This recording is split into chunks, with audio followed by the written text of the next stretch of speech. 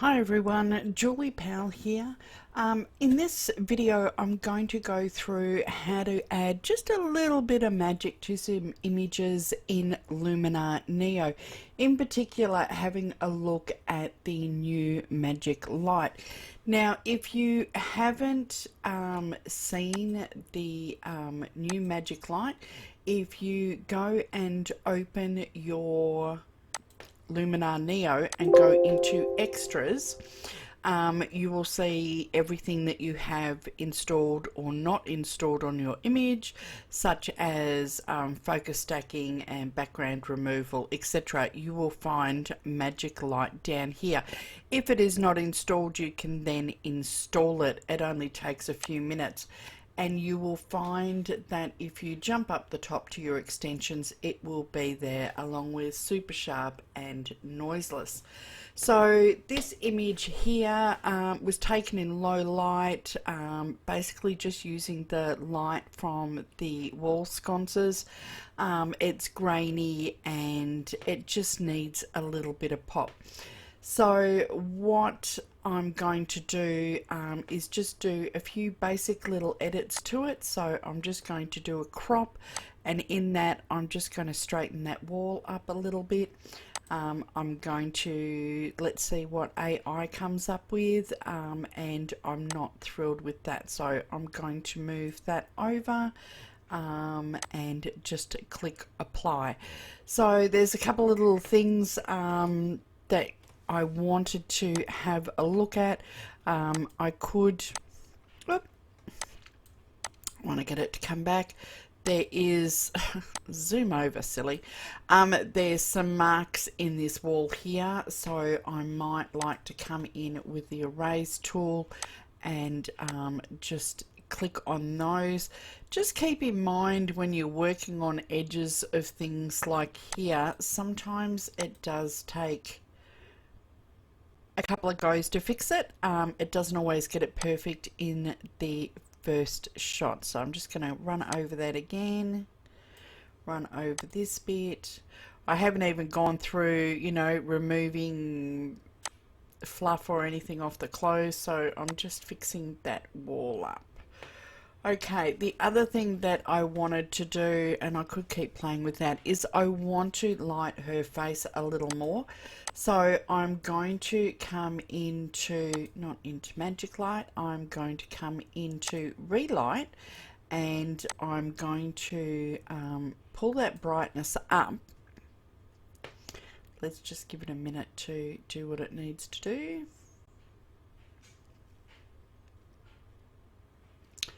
And then I'm just going to mask that back in on her face and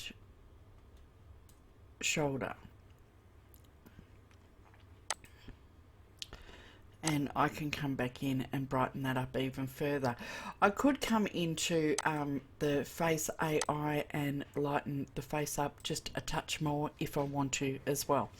So what I'm going to do now is I'm going to jump over to Magic Light, and what that's going to do, it's going to take the lights that are in the background here, if I zoom out, and it's just going to give them a little pop. Now I'm going to go over the top so that you can see it a little more, and you can play with the size of that, the beam width.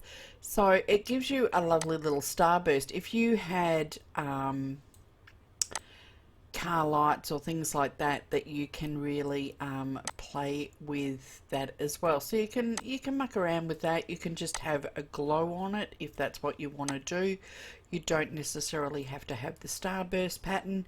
You can come in and you can mask that off areas too if you don't want it in on particular areas. You can mask that off as well. So you can play around with the Magic Light.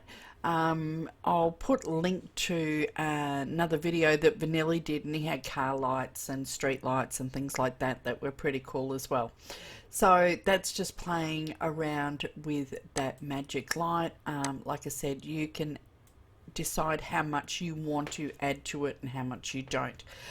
From here, I'm going to come in and I am going to do a little bit of denoise because there is a fair bit of noise in this image. So I'm just going to give it a touch of that. I could come in instead of that and go to noiseless if you haven't used that. It will give you advice on what to use for that particular image, and then it will run through what it is doing on here. So this just takes a minute.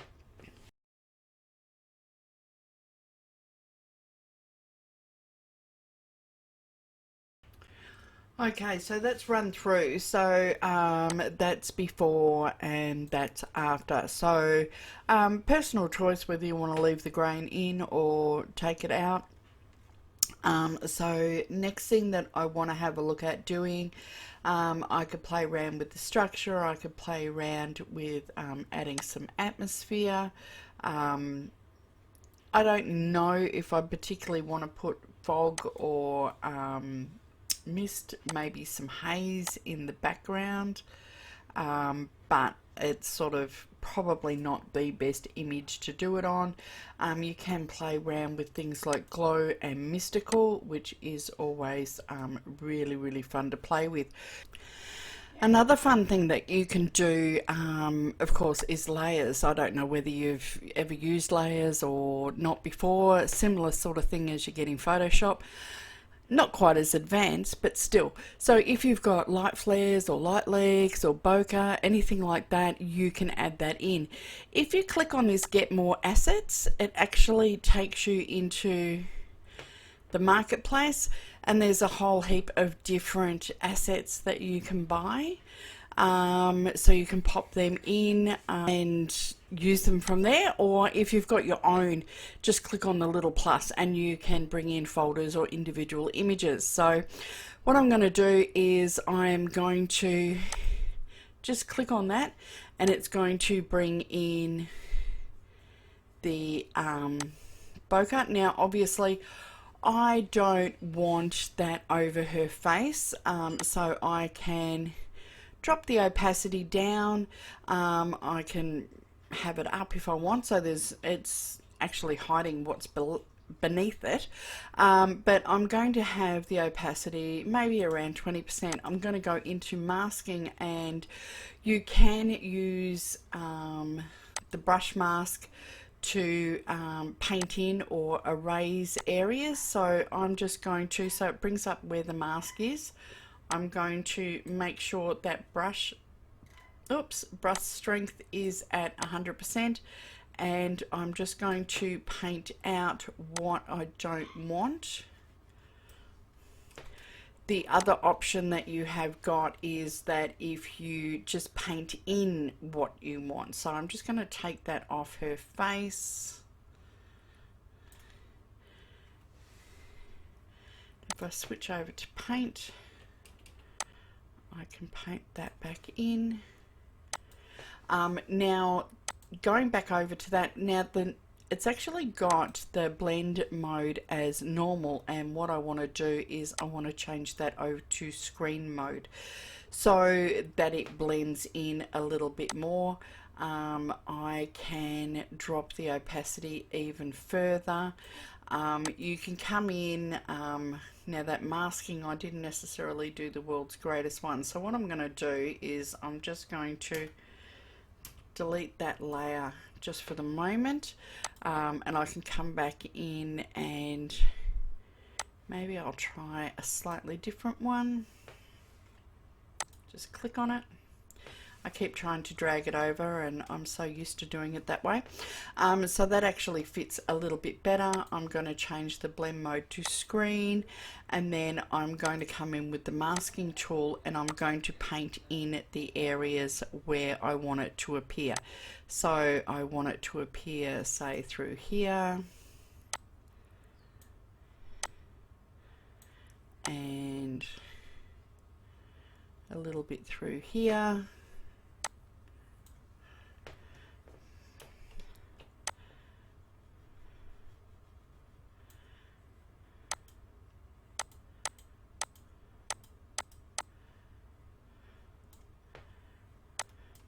Now, of course, if you want to drop certain areas down, if you drop the strength of your brush, you could then come and erase that at, like, you know, 50% or 20% and drop that down.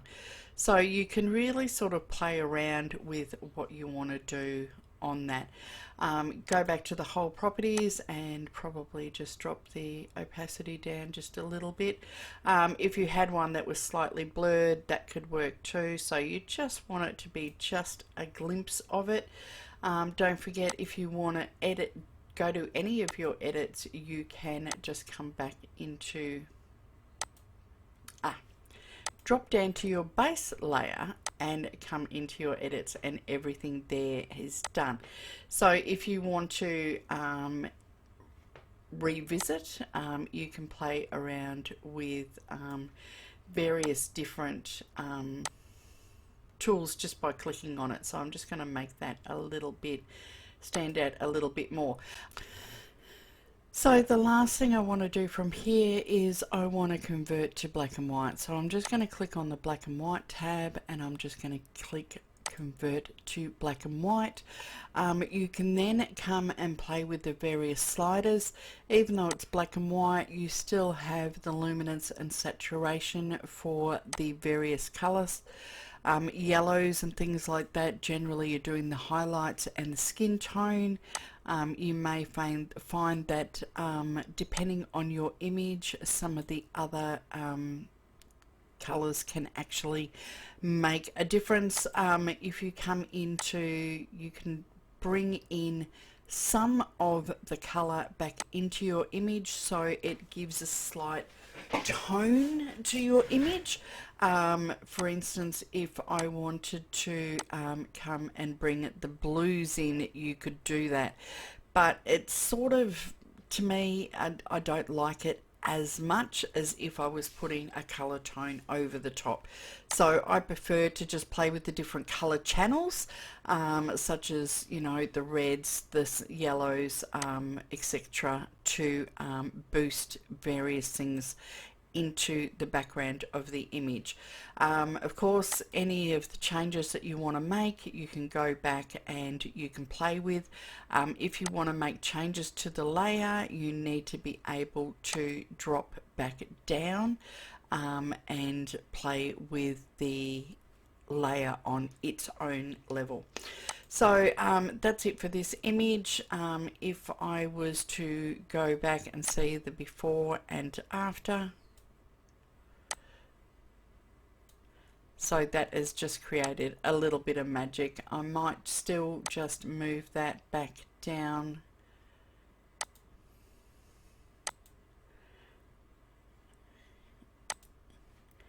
and get rid of that layer. It's sort of, I'm still toying with whether I like it or not like it. So I could happily just come and keep playing with the magic light. So that's it for this image. I'll put the before and up below, and thanks for watching. Bye for now.